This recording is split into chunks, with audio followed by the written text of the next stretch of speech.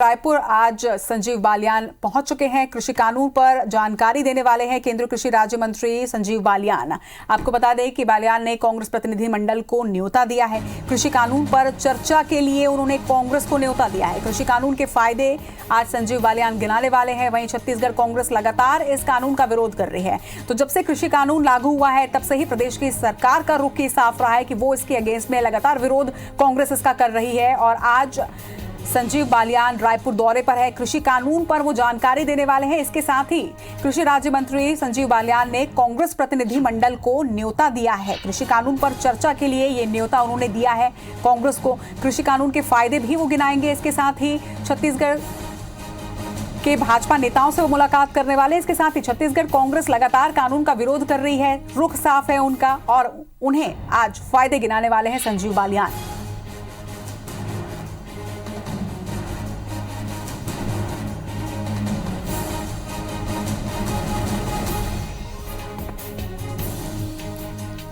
तो कृषि कानून को लेकर कांग्रेस लगातार विरोध कर रही है। इसके विरोध में एक किसान सम्मेलन भी कांग्रेस आयोजित कर चुकी है। और अब आज केंद्रीय कृषि राज्य मंत्री संजीव बालियान प्रदेश के दौरे पर हैं। छत्तीसगढ़ वो पहुंच चुके हैं।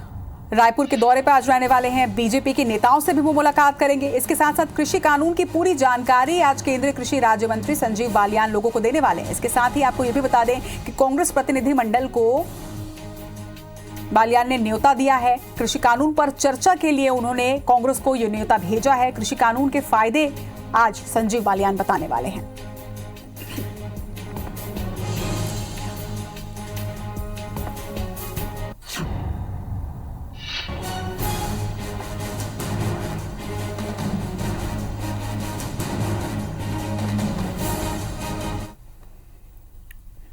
और इस खबर पर ज्यादा जानकारी के लिए हमारे सहयोगी विनय वर्मा हमारे साथ इस वक्त जुड़ रहे हैं।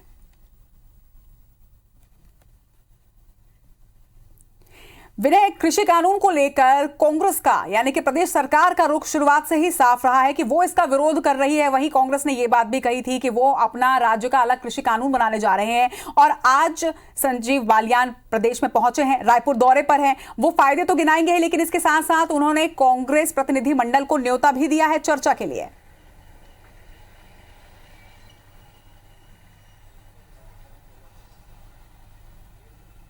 देखिए, छत्तीसगढ़ में उपचुनाव है, इसके अलावा जो बिहार में विधानसभा चुनाव है, मध्य प्रदेश में उपचुनाव है। जो कांग्रेस इन सभी चीज़ों को भुनाने का प्रयास कर रही है। और जो केंद्र सरकार का जो कृषि संशोधन बिल है, इसको किसी न किसी तरह से जो बिल है उसके खिलाफ में पूरे देश भर में प्रचार अभियान चल रहा है। कांग्रेस महत्वपूर्ण भूमिका में है। केंद्र सरकार ये नहीं चाहती कि इसको जो बिल को लेकर के कांग्रेस किसी तरह से जो अपनी रणनीति है उसमें सफल हो सके।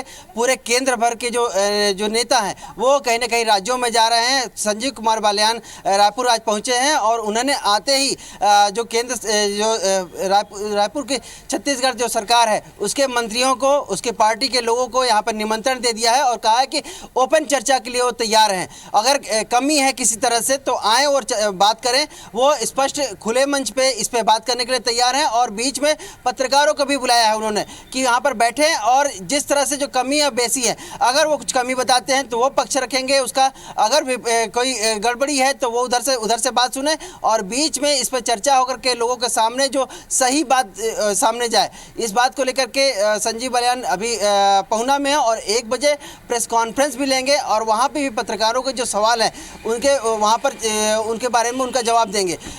स्पष्ट उनका कहना है कि जो कमियां हैं राज्य सरकार भले उस पर दुष्प्रचार कर रही है, लेकिन लोगों का हित हो सके इसके लिए केंद्र सरकार ने इस जो संशोधन है, जो पुराना जो कृषि कानून था उसमें संशोधन कर रही है। किसी तरह से भ्रामक प्रचार प्रसार न किया जाए। अगर किसी को कोई इसमें गड़बड़ी दिखती है या कमी लगती है या कुछ पॉइंट उनको जानकारी में नहीं है तो आए और हमसे चर्चा करें।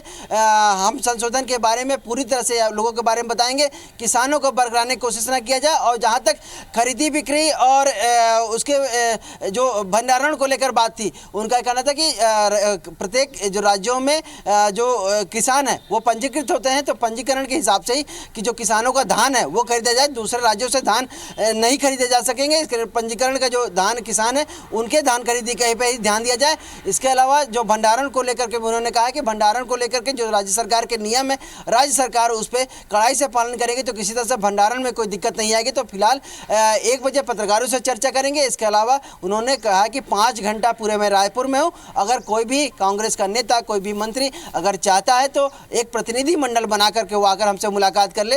हालांकि कांग्रेस की तरफ से ये कहा जा रहा है कि कोई भी शेड्यूल पहले आने की हमको जानकारी नहीं दी गई थी, तो तत्कालीन रूप से शेड्यूल नहीं बन सकता है। मुख्यमंत्री से भी वो मुलाकात अभी नहीं करेंगे, उनके शेड्यूल में नहीं है, उन्होंने इस पर स्पष्ट कर दिया है। लेकिन कांग्रेस के नेता और मंत्री चाहें तो उनसे आकर मुलाकात कर सकते हैं। यानी जिस तरीके की जानकारी आप दे रहे हैं उससे ये तो अभी तक साफ नहीं है कि क्या न्योता स्वीकार करती है कांग्रेस पार्टी, लेकिन अगर न्योता स्वीकार करती और चर्चा होती है तो बेहद दिलचस्प होगा विनय, क्योंकि एक तरफ एक ही कृषि कानून के पक्ष और विपक्ष दोनों की बातें हो रही है। एक ही कृषि कानून है जिसे कृषि किसान हित बता रही है, एक तरफ भाजपा, तो वही कांग्रेस का कहना है कि किसान विरोधी ये बिल है।